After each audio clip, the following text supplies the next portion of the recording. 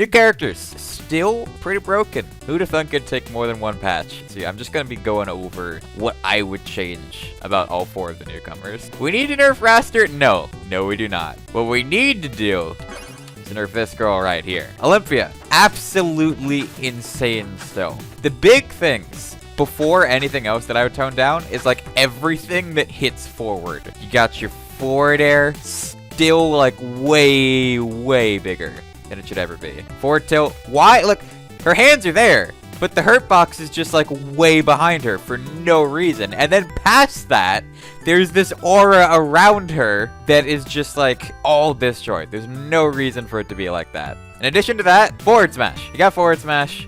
Last 8 frames.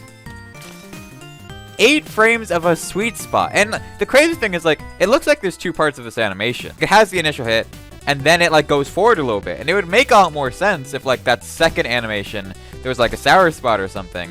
But you have this amount of disjoint, because if you actually look, it doesn't hit below the ledge, but it hits the literal pixel of the ledge. Down air is still the size of her entire body. Down air still, down air still hits above her. Like, why? She is punching the area beneath her, and then like the back of her head is a hitbox. So I would tone that down. Honestly, the big thing, her neutral special has enough hit stun to lead into a follow-up, and it forces you to DI out, because if you DI in, then you go back into the crystal. However, if you DI out, the fuel is still there anyway, so if you try and recover into that, then she gets the crystal pop into an edge guard. Bare minimum with Olympia neutral special. If she doesn't hit you, give her lag. You're supposed to be positioning this properly so that if you hit them, you know, they get in the crystal, you get the big fancy edge guard, and you get this crazy combo. But you are not punished at all for missing this move. And you would think like the whole, like her whole kit is focused around this move. It should be important that you actually hit it. I would give it whiff lag. I think it needs whiff lag more than anything else. God, I didn't even talk about up smash. Make it so up smash doesn't scoop like this. For a move that kills and has this much disjoint already above her, maybe don't make it scoop that well, because it's already a really good anti-air. It doesn't need both. Down B in the air is like one of the craziest movement options in the game, considering you can just hold it and then put someone in the crystal, but you can also just cancel it, and it also armors a hit. Again, I think you can still gradually tone down this character while still letting her be really good. I think you should let her down B cancel once per air time. Because right now she can do this. She can do down B, jump, down B, air dodge, down B. She should not be able to stall in the air like this. Like, sure, like maybe, you know, she wall jumps, you give her one back. But like, don't let her just stall with this forever. And also, you don't even have to cancel the armor itself. The armor doesn't even have to come out. Because right now she just has a free air dash. She's not actually canceling the down B. She can just do the dash right away. So yeah, I would say like give her a couple frames before she can actually cancel it. This move is going to define her combo game. Like this is what is going to make Olympia work at the high level. There are so many just like approaching mix-ups and just neutral mix-ups and everything that you can do. One last thing.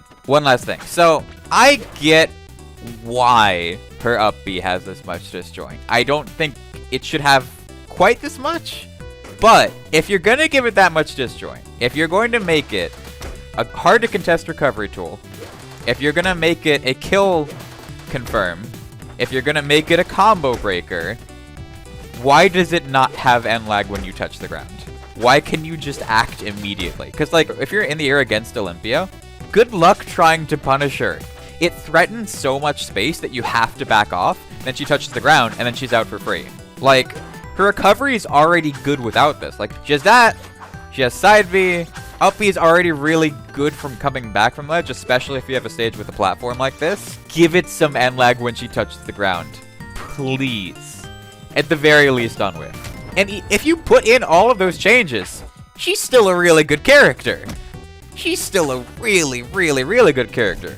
I think you can tone her down significantly while still, like, having her be a top tier in this game. That is how good Olympia is right now. Mollo time. Oh, baby. Now, they said in the last patch note that they want Mollo to be an unpredictable character who can zone and do rushdown, which doesn't really make sense. It's not how zoner characters are supposed to work.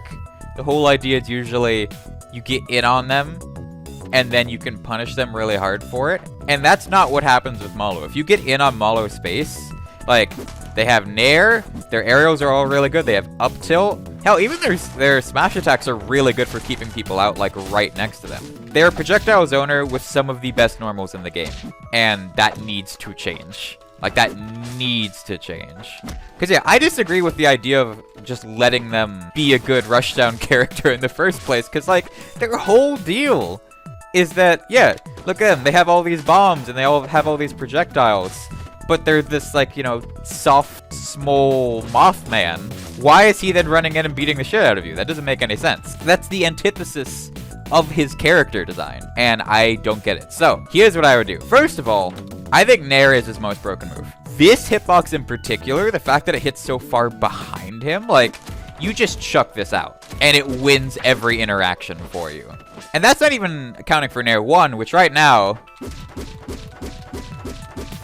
like, please give this move some knockback scaling. Just some knockback scaling, so I can't do this at 999. His up air is really good. Like, honestly, I think his up air is fine with the knockback properties that it has, but it shouldn't hit below him. Like, the fact that you can scoop people up with up air, like do landing up air like that, you're not even aiming above yourself here. Like, they are below me. Just move it up. Move it up, cut off the top. If you want to let him do up air chains, fine. But make the opponent actually have to be above him for the up air to hit. Zetter can kind of do that with up air too, and that's fine. Mollo's not supposed to be a really, really good, like, rushdown normal character. Like, that's not supposed to be his main strength. He's supposed to have to, like, use both. Yeah, he doesn't need it in addition to what he has. That tilt's really good. Like, maybe give him a little bit more of a hurt box up top. Like, you can see part of his hand just isn't even covered. Like, I would extend it to, like, his antennas, maybe. If you look at the hitbox itself, it starts in his face. It's not even on his leg, it's on his face.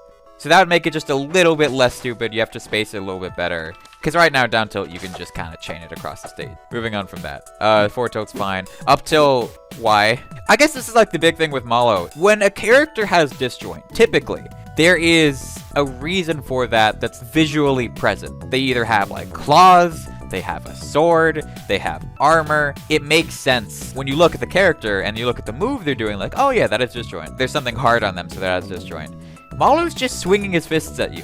There's nothing special about him. Moths are soft and weak. It's like a squeaky toy whenever he would punch you. So there's no real reason for there to be this just wave around him.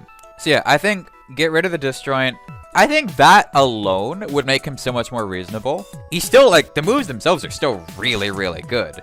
But if you make them easier to contest, he at least has to have you in disadvantage already. Like, he has to be, you know, he has to land a combo starter for those moves to connect the same way, instead of being able to throw them out in neutral and then just beat out some characters because of the disjoint. Also, so here's the thing. Here's the thing about Bat. Sweet Spot is that big. It does more knockback than Endless Hammer. He is able to drift while he's charging it up. He can also fast fall while he's charging it up. Those are two things Endless can't do. And also, where is the end lag? Where is the end lag on this move? The risk reward of doing this at the ledge when your opponent is at like 40 is insane. Because if you hit them, they just die. And beyond that, the back hit scoops in. Why does it do that? Please explain. Dan Fernacy, why does the back hit? Why does it exist? I would understand even if it popped you up or something like that, or like sent you a little bit out. Like, why does it lead into the front hit? It's really big, and it's like disjoint behind him too. I think long term, you know, the foreseeable future for Rivals, Mollo has the most potential out of anyone, just due to the nature of his bomb setups, but I think that's fine. If you, like, 3 billion IQ this character, and you find out how to get, like, cross-stage setups using, like, the trajectory of the bombs and all that, that's fine. but you have to be able to actually put in the time and learn that character, and not just say, haha, my buttons are better than yours, I'm just gonna run in and kill you anyway. I feel like you should have to know how to use bombs to play Mollo at the top level. And right now you don't. You don't need to know how to use bombs at all. For a character they want to be unpredictable. Because, like, even if you let him do both, even if you let him rush down and have zoning tools, the whole idea is they want him to be unpredictable, right? Well, it's not really unpredictable if he's just going to run in every time anyway. If, like, he's incentivized to just run in every time anyway. Pamela. She's actually in a pretty good spot, to be honest. Overall, I think she has, like, the healthiest kit of all 4 of the new characters. There's a couple of things that I would change. The big ones being less hits done on notes. Because right now, you can hit, like, notes from, like, center stage. And it just has so much hits done that you don't even have to, like, react to combo into it. You just, like, you just chill here. If one of them hits, it's gonna go into the next one. It's a little bit too much. You don't even have to, like, tone it down a lot. Just a little bit. So you do that. You give her a little bit more end lag on forward air. Because right now, she can just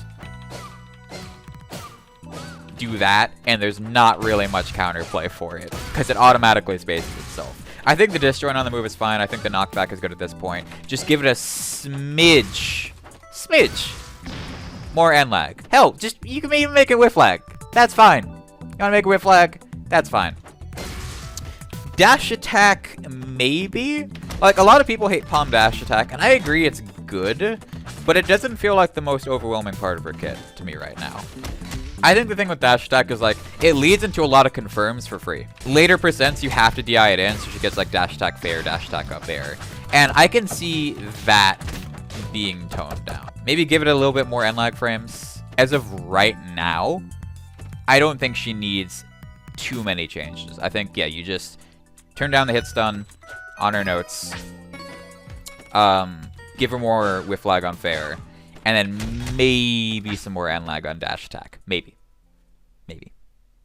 So, that leaves the funny monkey. And to be real honest with you guys, I have no idea what kind of state this character is in. Before the patch, before the nerf, every Hodan would just go for setups into charge up B. They would all spam side B to go % on you.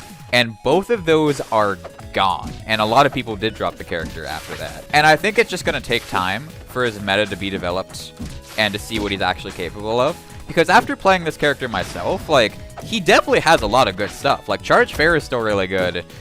All of his aerials are good. Like, back air, uncharged fair, dare, up air, nair in particular. If there's one thing I think you change about Hodan, don't let his nair be this good. Because even if you tech it, it's still a free tech chase. That is, like, the one thing that stands out about Hodan, is that his nair is a little bit too overtuned. But aside from that, like, the state of Hodan's balance is uncertain. I don't have anything that I would immediately say, yeah, this needs to go. I think he's very much a wait-and-see character at this moment. So yeah, those are my thoughts on the new characters.